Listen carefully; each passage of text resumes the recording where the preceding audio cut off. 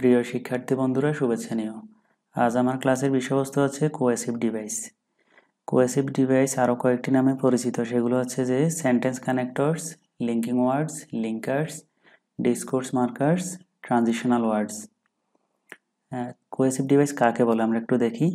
কথা বলার সময় বা কোনো কিছু লেখার সময় বাক্যগুলোর ভেতর সঙ্গতি বা যৌক্তিক চলমানতা বজায় রাখার জন্য মাঝে মধ্যে বিভিন্ন ধরনের ওয়ার্ড বা ফ্রেজ ব্যবহার করতে হয়।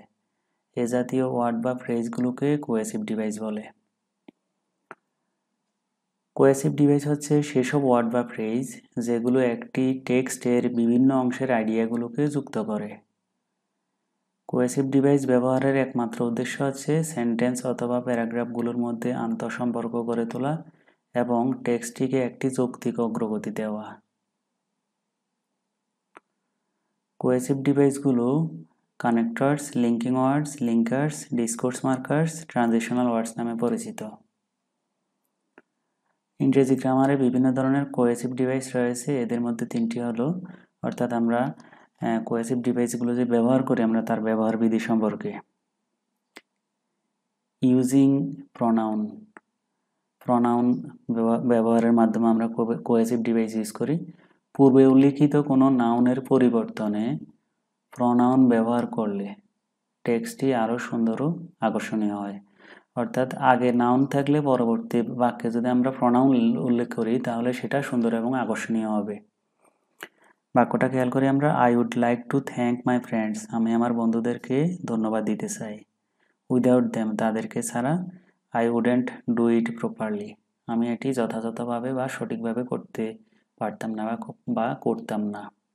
তাহলে আমরা আগের বাক্যটাতে দেখতে পাচ্ছি এখানে আছে মাই ফ্রেন্ডস, দ্বিতীয় বাক্যটাতে এসে মাই ফ্রেন্ডস না দিয়ে দ্যাম দেয়া হয়েছে, অর্থাৎ নামের পরিবর্তে আমরা নাউনের পরিবর্তে প্রনাউন ব্যবহার করা হয়েছে এখানে। এই দে থেকে দ্যাম যেটা আসছে, এই দ্যাম প্রনাউনটি যে পূর্বে উল্লিখিত যে মাই ফ্রেন্ডস আছে সেই নাউনটাকে নির্দেশ করে। আর এই দ্যাম শব্দটি টেক্সটটাকে সংযুক্ত করতে এবং আরও অর্থপূর্ণ করতে সহায়তা করেছে। এরপরে আসে বাই ইউজিং কনজাংশন, অর্থাৎ কনজাংশন ব্যবহারের মাধ্যমে। কনজাংশনস হচ্ছে সেসব ওয়ার্ড যেগুলো একটি টেক্সটে বিভিন্ন ওয়ার্ড, ফ্রেজ এবং ক্লজকে সংযুক্ত করে। বাক্যটা আমরা দেখি, I like to talk to people, আমি মানুষের সাথে কথা বলতে পছন্দ করি। I like to know about different lifestyles, আমি বিভিন্ন রকমের জীবনযাত্রা সম্পর্কে জানতে পছন্দ করি। I don't like to travel, আমি ভ্রমণ করতে পছন্দ করি না। এখানে দেখা যাচ্ছে যে প্রথম দুটি বাক্য কাছাকাছি অর্থবোধক, আর ভিন্ন অর্থবোধক আছে বা ভিন্ন আইডিয়া আছে তৃতীয় বাক্যে। তো বাক্যটা মানে পড়ে খুব ভালোভাবে বোঝা যাচ্ছে না এগুলো সংযুক্ত নয় একটার সাথে একটা, বা স্বচ্ছ অর্থ এই তিনটি বাক্য প্রদান করছে না। এখন আমরা একটু কনজাংশন ব্যবহার করে দেখি কেমন দেখায়। I like to talk to people and, এই যে দ্বিতীয় বাক্যে আই লাইক আছে এখানে আমরা সেটাকে বাদ দিলাম, কারণ প্রথমেও আই লাইক আছে। এই দুটো জিনিস প্রথমবার যেহেতু আছে দ্বিতীয়বার এটা বাদ দিয়ে আমরা পরের কথাটাকে যদি আমরা ব্যবহার করি টু থেকে, এখানে আই লাইক টু আছে, আবার এখানেও আই লাইক টু আছে। তো প্রথম আই লাইক টুটা থাকলেও পরে অ্যান্ড দিয়ে আমরা একই রকম কাছাকাছি অর্থবোধক, আমরা কাছাকাছি ধারণাবোধক যে বাক্যটা সেটার অংশবিশেষ আমরা পরের থেকে আনি।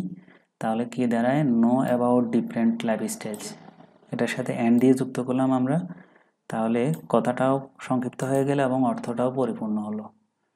I like to talk to people, আমি মানুষের সাথে কথা বলতে ভালোবাসি, পছন্দ করি, এবং know about their different lifestyles, তাদের বিভিন্ন রকম জীবনযাত্রা সম্পর্কে জানতে পছন্দ করি।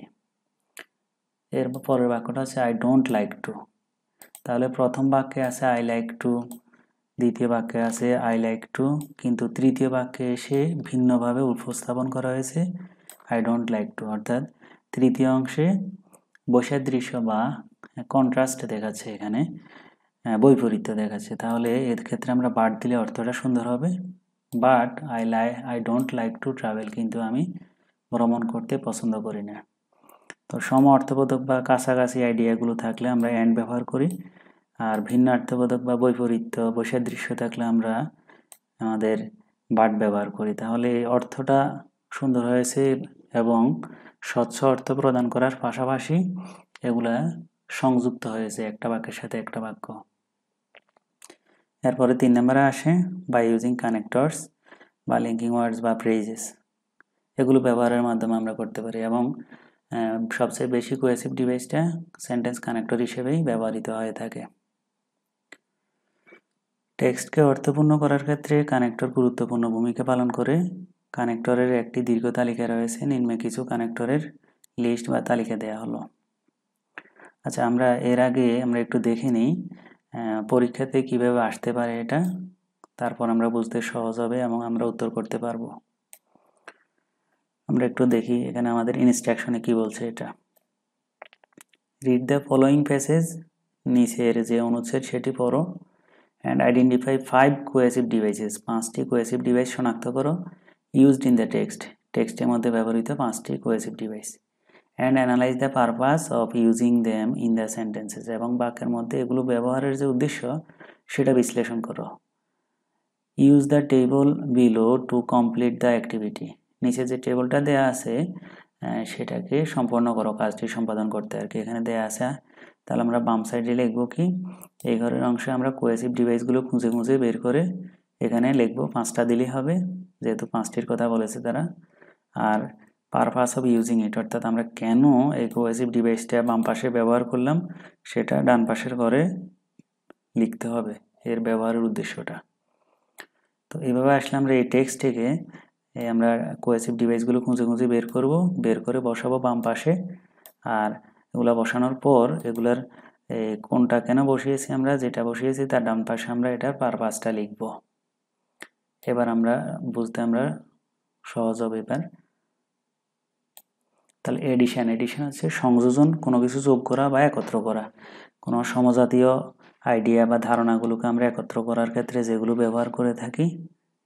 বিসাইডস, এছাড়াও, অধিকন্তু, তদুপরি।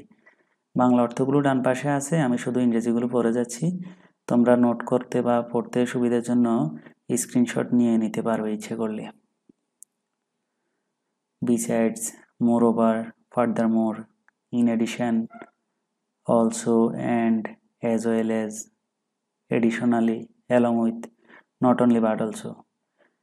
এগুলো লেখার পর আমরা এগুলোর যে ইউজ অফ পারপাস যেটা লিখবো আমরা, পারপাস অফ ইউজ ব্যবহারের উদ্দেশ্য, সেক্ষেত্রে আমরা লিখব টু অ্যাড ইনফরমেশন, মানে তথ্য যোগ করতে, অর্থাৎ কোনো তথ্যকে নতুন করে যোগ করতে আগের তথ্যের সাথে, তখন আমরা এই যে এখানের যেই কানেক্টরগুলো আছে এগুলো ব্যবহার করে থাকি।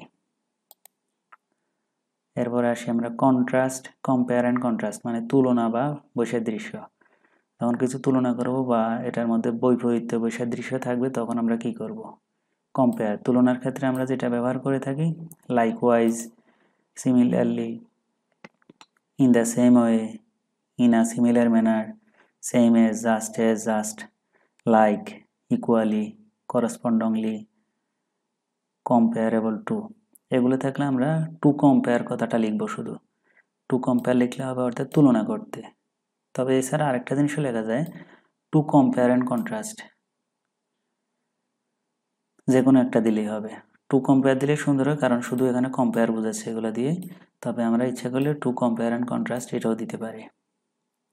এবার কন্ট্রাস্টগুলো কি, মানে বৈপরীত্য প্রকাশ করে এমন কানেক্টরগুলো আছে, দো, অল দো, even though, on the other hand, on the contrary. On the contrary অর্থাৎ একই, অন্যদিকে বা পক্ষান্তরে।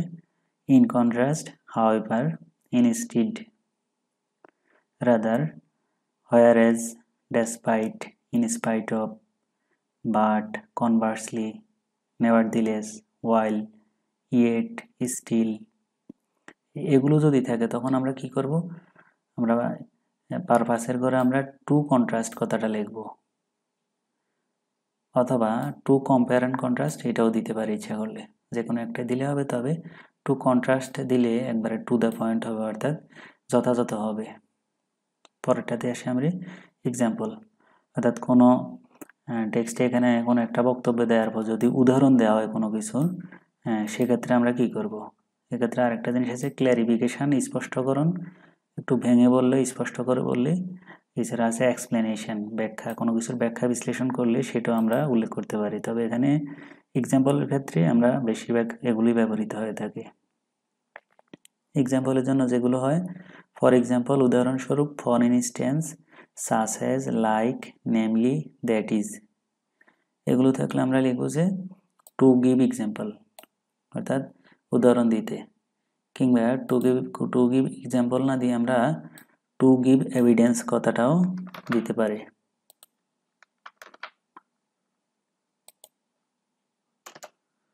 টু গিভ এভিডেন্স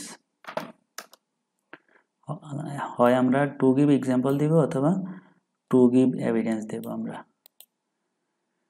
ক্ল্যারিফিকেশন মানে স্পষ্টীকরণ, অর্থাৎ এক্ষেত্রে আমরা এক্সাম্পলের ভিতরেও রাখতে পারি, তবে ক্ল্যারিফিকেশন এটা আলাদাভাবে আরও সুন্দর হয়। ইন আদার ওয়ার্ডস, অন্য কথায়, to put it another way, in particular, এগুলো থাকলে আমরা টু ক্ল্যারিফাই কথাটা লিখব, মানে স্পষ্ট করতে।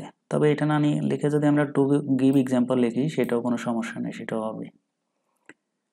এবার আসি কজ অ্যান্ড ইফেক্ট, মানে কারণ এবং ফলাফলযুক্ত যেগুলো, সেগুলোর ক্ষেত্রে আমরা কি ব্যবহার করি। কজ প্রথমে, কারণের ক্ষেত্রে আমরা যেগুলো ব্যবহার করি because, since, as, due to, owing to. আর ইফেক্টের ক্ষেত্রে অর্থাৎ ফলাফলের ক্ষেত্রে যেগুলো ব্যবহার করে থাকি আমরা, আচ্ছা যদি কজের ক্ষেত্রে আমরা কি দেব তাহলে একটু দেখি। কজের ক্ষেত্রে দেখব টু শো কজ, কারণ প্রদর্শন করতে। তবে এটা না দিয়ে যদি আমরা এটাও দিই যে to show cause and effect, এটা দিলেও হবে। আর ইফেক্টের ক্ষেত্রে সুনির্দিষ্ট যেগুলো আছে সেগুলো হচ্ছে consequently, as a consequence, as a result, therefore, so, thus, hence, for this reason, এগুলো থাকলে আমরা দেব টু শো ইফেক্ট, ইফেক্ট তুলে ধরতে বা ফলাফল তুলে ধরতে। আর এটা না দিয়ে যদি আমরা এভাবে দিই যে to show cause and effect, সেটাও হবে। তাহলে পারপাসের ঘরে আমরা এগুলো ইউজ করব। এবার সিকোয়েন্স বা অর্ডার, ক্রম বা পর্যায়ক্রম কিংবা ক্রমবিন্যাস, এগুলো মানে কাজের ধারাবাহিকতা রক্ষার্থে এই জিনিসগুলো ব্যবহার হয়। অর্থাৎ আমরা কখন প্রথমত, দ্বিতীয়ত, এগুলো ফার্স্ট প্রথম, সেকেন্ড দ্বিতীয়, ফার্স্টলি প্রথমত, সেকেন্ডলি দ্বিতীয়ত, থার্ডলি তৃতীয়ত, দেন তারপর, আফটার দ্যাট এরপর, subsequently next, meanwhile, in the meantime, last but not least, finally, in the end. যদি এগুলো থাকে আমরা লিখব টু শো সিকোয়েন্স, মানে পর্যায়ক্রম বা ক্রমবিন্যাস তুলে ধরতে।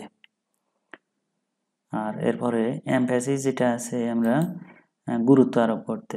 যদি এই ধরনের ওয়ার্ডগুলো থাকে বা ফ্রেজগুলো থাকে, particularly, specially, mainly, indeed, in fact, certainly, of course, surely, clearly, obviously, without a doubt, undoubtedly, arguably, এগুলো যদি থাকে আমরা তাহলে লিখব টু এমফাসাইজ, মানে গুরুত্ব আরোপ করতে। আর যদি এটা না দিই তাহলে এটা দেয়া যাবে টু গিভ এমফাসিস, গুরুত্ব প্রদান করতে। এরপর আসি কন্ডিশন, মানে হচ্ছে শর্ত। কোনো শর্ত প্রকাশ পেলে এই জিনিসগুলো আমরা ইউজ করব। ইফ যদি, আনলেস যদি না, provided that, as long as, in case, even if, on condition that, given that, whether or not, এই জিনিসগুলো যদি থাকে আমরা তখন আমরা লিখব যে টু এক্সপ্রেস কন্ডিশন, মানে শর্ত প্রকাশ করতে বা তুলে ধরতে। আর সময় বিষয়ক যেসব কানেক্টরগুলো আছে সেগুলো হচ্ছে যে যা সময় নির্দেশ করে, বিফোর, আফটার, ডিউরিং, ডিউরিং মানে চলাকালীন বা সময় বোঝায়, when, while, as soon as, until, since, eventually, earlier, letter, now, at the same time, recently, এগুলো থাকলে আমরা দিব টু ইন্ডিকেট টাইম, কারণ এগুলো সময় নির্দেশ করে। তাহলে এই উক্ত যে প্রদত্ত যে ওয়ার্ড বা ফ্রেজগুলো আছে এগুলো থাকলে আমরা লিখব পারপাসের ঘরে লিখব টু ইন্ডিকেট টাইম। এবার পারপাস কোনো উদ্দেশ্য যদি প্রকাশ করে সেক্ষেত্রে থাকবে টু, অর্থাৎ টু এর পরে ভার্বের বেস ফর্ম থাকে এক্ষেত্রে in order to, so that, in order that, so as to, for the purpose of, for this purpose. এই ওয়ার্ড বা ফ্রেজগুলো থাকলে উদ্দেশ্য বোঝাতে এগুলো ব্যবহৃত হবে। এবং এটার জন্য আমরা পারপাসের ঘরে লিখব টু ইন্ডিকেট পারপাস, উদ্দেশ্যকে তুলে ধরতে বা নির্দেশ করতে। কনক্লুশন হচ্ছে আমাদের উপসংহার। In conclusion, to conclude, to summarise, therefore, overall, to sum up, in brief, in short, on the whole, এগুলো আমরা ব্যবহার করে থাকি উপসংহার টানার ক্ষেত্রে। আর এক্ষেত্রে আমরা পারপাসের ঘরে লিখব টু সামারাইজ অথবা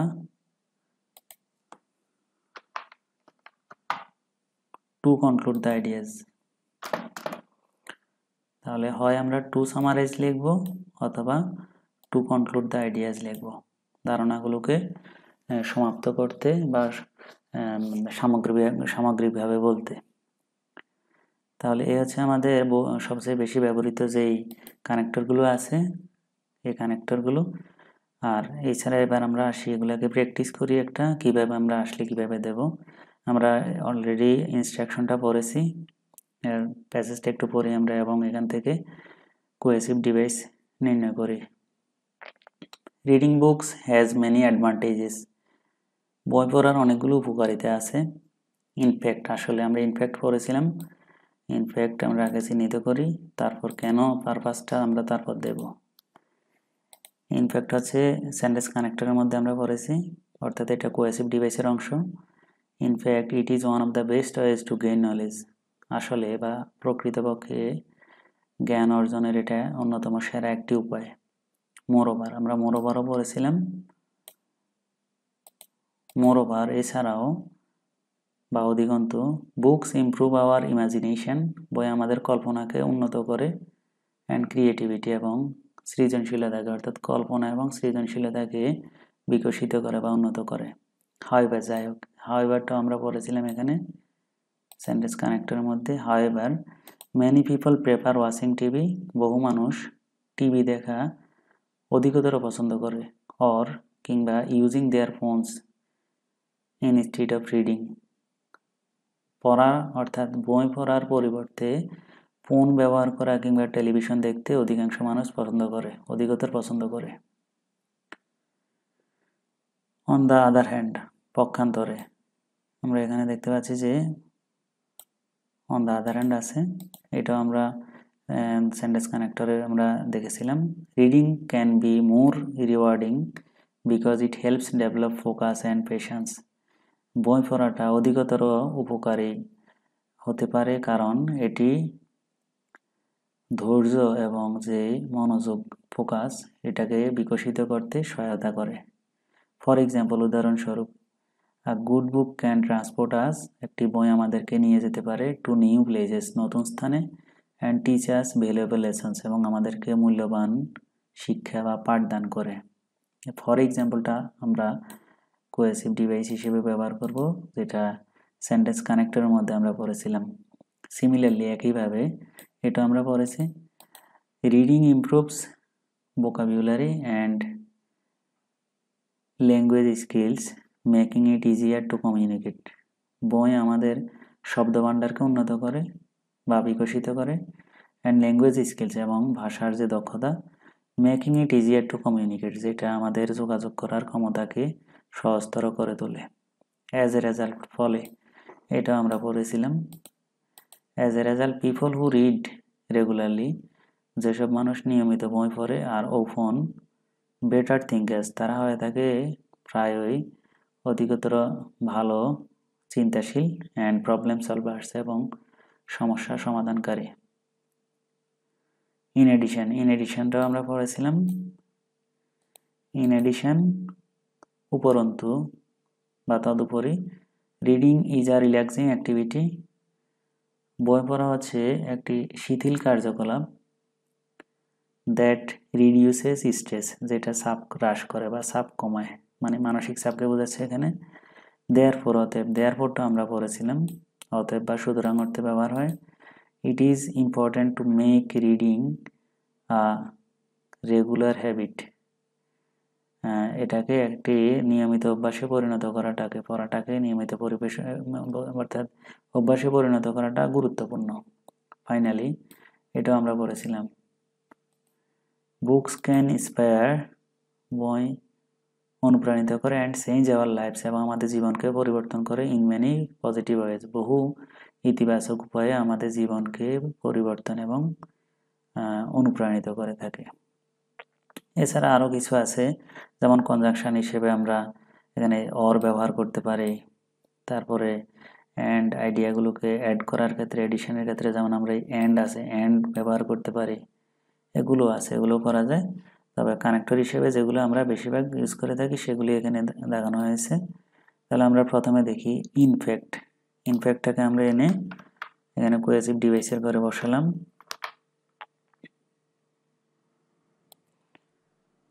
ইনফ্যাক্ট, আচ্ছা এবার আসি আমরা ইনফ্যাক্ট কখন আমরা ব্যবহার করি। কোনো কিছু এমফাসাইজ করার জন্য আমরা এই এমফাসাইজের ঘরে আছে, এটা আমরা একটু খুঁজে বের করি।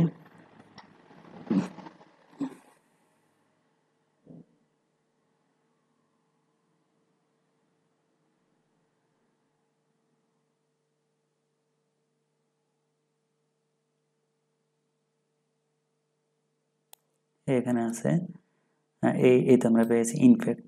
ইনফ্যাক্ট আমরা পেয়েছিলাম, এই জন্য আমরা দিতে হবে টু এমফাসাইজ বা টু গিভ এমফাসিস, অর্থাৎ গুরুত্ব প্রদান করতে। তাহলে ইনফ্যাক্ট আসলে এটা দ্বারা কোনো কিছুকে অধিকতর গুরুত্ব আরোপ করা হয়ে থাকে। তাহলে আমরা টু এমফাসাইজ দেব এখানে। তাহলে আমরা আগের জায়গায় চলে যাই। তাহলে ইনফ্যাক্টের জন্য আমরা দিব টু এমফাসাইজ।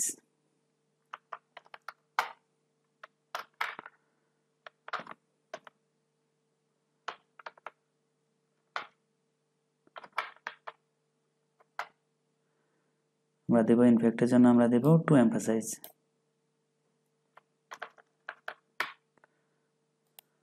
পরেরটাতে আসি আমরা, মোর ওভার আছে এখানে। মোর ওভার আমরা নিয়ে আসি এখানে দ্বিতীয় ঘরে। মোর ওভার কোনো কিছু আমরা যোগ করার ক্ষেত্রে ব্যবহার করি। আমরা এটা ইন এডিশনের বা এডিশনের ঘরে আমরা এটা পড়েছিলাম। তাহলে এখানে আমরা দেব যে টু অ্যাড ইনফরমেশন, অর্থাৎ মোর ওভার আমরা ব্যবহার করেছিলাম একবারে শুরুতে। প্রথমে একবারে শুরুতে আছে এখানে আমরা এডিশনে মোর ওভার পেয়েছি। মোর ওভার আমরা ব্যবহার করেছি। এখন মোর ওভারের জন্য আমরা দেব কি টু অ্যাড ইনফরমেশন, অর্থাৎ এটার উদ্দেশ্য হচ্ছে যে তথ্য যোগ করা। তাহলে আমরা আবার আগের জায়গায় ফিরে যাই। তাহলে আমরা এখানে দেব টু অ্যাড ইনফরমেশন। তারপর আমরা আসি হাওয়েভার আছে, হাওয়েভারটা দিই। হাওয়েভার এটা একটা সেন্টেন্স কানেক্টর। হাওয়েভার আমরা কোথায় ব্যবহার করেছিলাম, কোনো কন্ট্রাস্টে, কম্পেয়ার অ্যান্ড কন্ট্রাস্ট, অর্থাৎ এখানে আমরা টু কন্ট্রাস্ট দেব। হাওয়েভার আমাদের এখানে বৈপরীত্য বোঝানোর ক্ষেত্রে, ভিন্নমত প্রকাশের ক্ষেত্রে টু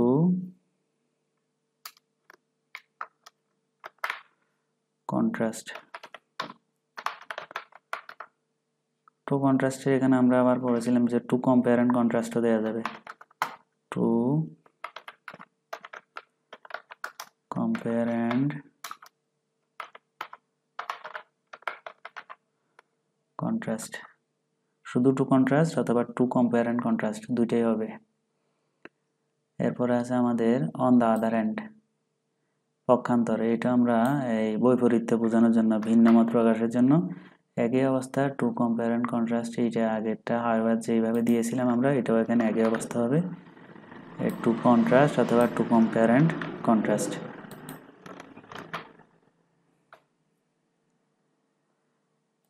এরপর আমরা ফর এক্সাম্পল, এটা উদাহরণ প্রদান করতে, অর্থাৎ টু গিভ এক্সাম্পল হবে এটা। ফর এক্সাম্পলের জন্য আমরা দিয়ে থাকি টু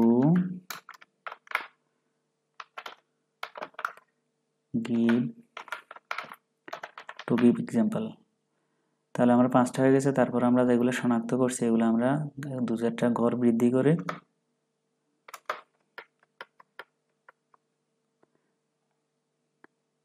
ফর এক্সাম্পলের পর আছে সিমিলারলি। একইভাবে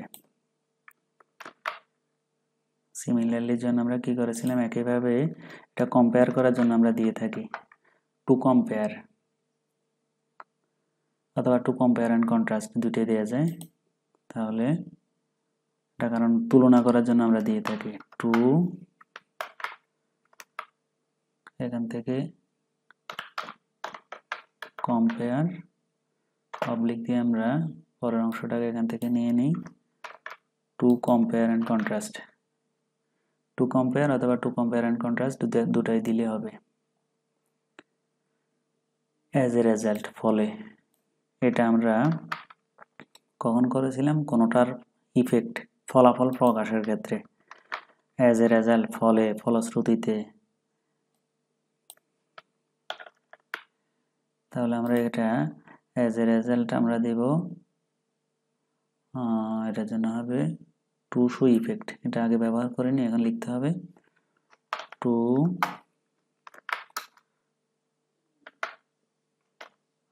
শো ইফেক্ট, অথবা টু শো কজ অ্যান্ড ইফেক্টও দিতে পারে। To show cause and effect.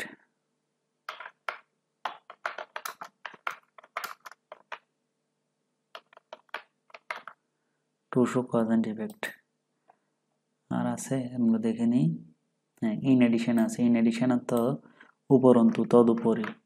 এটাও আমরা তথ্য যোগ করার ক্ষেত্রে ব্যবহার করি, মোর ওভার, বিসাইডস এগুলোর মতো। মোর ওভার, বিসাইডসের জন্য আমরা যেমনটা করে থাকি, আমরা এখানে মোর ওভারের জন্য যেটা নিয়েছি একই জিনিস, টু অ্যাড ইনফরমেশন, তথ্য যোগ করার জন্য আমরা ইন এডিশন ব্যবহার করি। আর আছে কিনা আমরা দেখি, আরো দুটি আছে, দেয়ারফর।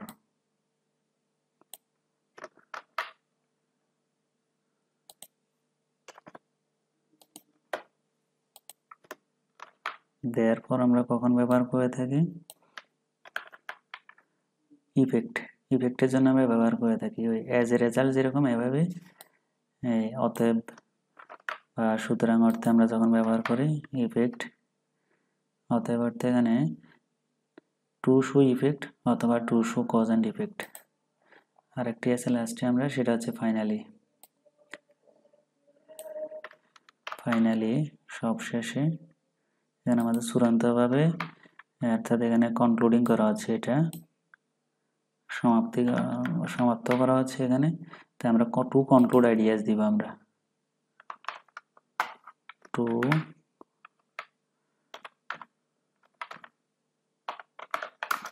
কনক্লুড দ্য আইডিয়া, অর্থাৎ আইডিয়াটাকে সমাপ্ত করতে বা উপসংহার টানতে। আর যখন কোনো কাজের ধারাবাহিকতার ক্ষেত্রে আমরা দেব ফাইনালি, তখন আমরা এটাকে টু মেক সিকোয়েন্স দিতে পারি। তবে এখানে যেহেতু কাজের ধারাবাহিকতা না দিয়ে কাজের বর্ণনা দিয়ে সর্বশেষ বাক্যে দেওয়া হয়েছে, তাই আমরা টু কনক্লুড দ্য আইডিয়া দিলেই সবচেয়ে ভালো হয়। তাহলে প্রিয় শিক্ষার্থীরা, আজ এ পর্যন্তই।